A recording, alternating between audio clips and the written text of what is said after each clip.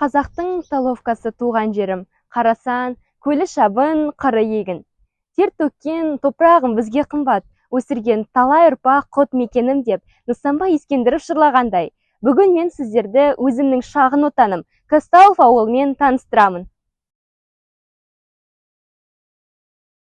Казталов ауылы Батыс Қазақстан облысының орталығы. Орал қаласынан оңтүстік батысқа қарай 330 километр жерде. Сары өзеннің сол жағалауындағы бидайық, көкпек шөптер көп өсетін шөлейт белдемде орналасқан. Ал енді тарихи деректерге сүйенетін болсақ, 19 ғасырдың бірінші жартысында Орал казак әскерлері Сары өзеннің бойына келіп, ол жерден посттар, форпосттар сала бастайды. Кейін Қара өзеннің сағасына жетіп, оның иініне салынған бір бекіністі Таловая деп атайды. Таловая сөзі орыс тілінен аударғанда еш өзенге құймайтын және тұйық сайға жинақталған қар суы деген мағына береді. 1830 жылы форпост Таловский Таловка деп аталып кетті. Алайда осы уақытта Қара өзен бойында орыс казак әскерлері қоныс тепкен тағы да бір Таловка бар еді. Оларды ажырату үшін Қарасу бойындағы Таловканы Киргизская Таловка, ал Қара өзен бойындағы Таловканы Русская Таловка деп атай бастады.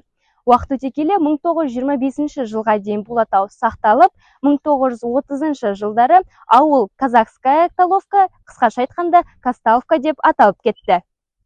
Бастапқы кезде Казталов ауылында бар болғаны 15 шақты балшықтан қаланған үй болса, уақыт өте келе бұл құрылыстардың қатары орысша қазақша білім беретін мектеп үй, мешіт, 6 орындық аурухана және тағы да басқа халыққа қызмет көрсететін мекемелердің есебінен кеңейді.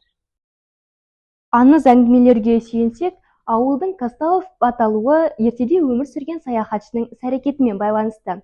Ол сапарға шығарда өз ауылынан алшақтап адасып кетпеу үшін жол бойы қаздың етін жеп, өкпесін жол бойындағы талдарға іліп кетіп отырған. Осылайша ол өз бағытын белгілеуді көздейді.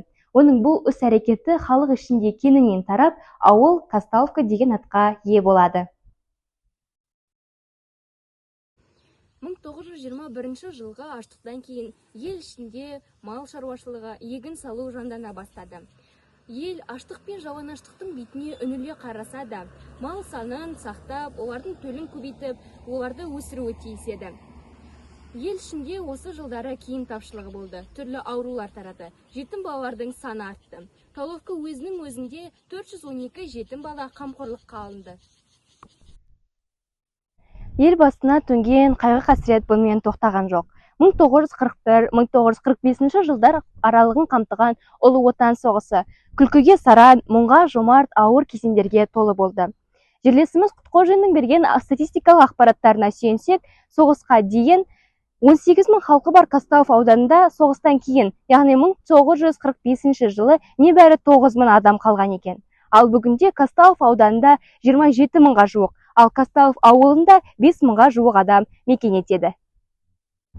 1867 жылы Бөкей ордасында мемлекеттік жоғары кеңес шешімімен 7 старшындық мектеп ашылады. Осы мектептің біреуін Казталов ауылында ашу үшін 1050 сом қаражат бөлініп, 1868 жылы өлкемізде жаңа типтегі мектептің іргетасы қаланады. 1936 жылы мектепке Киров есімі беріледі және орта мектеп болып қайта құрылады. 20 ғасырдың 30 жылдарында Казталовкіде жұмыс жасаған 40 шақты мектептің ішінде Казталовкідегі үлгілі мектеп деп ерекше атап көрсетіледі.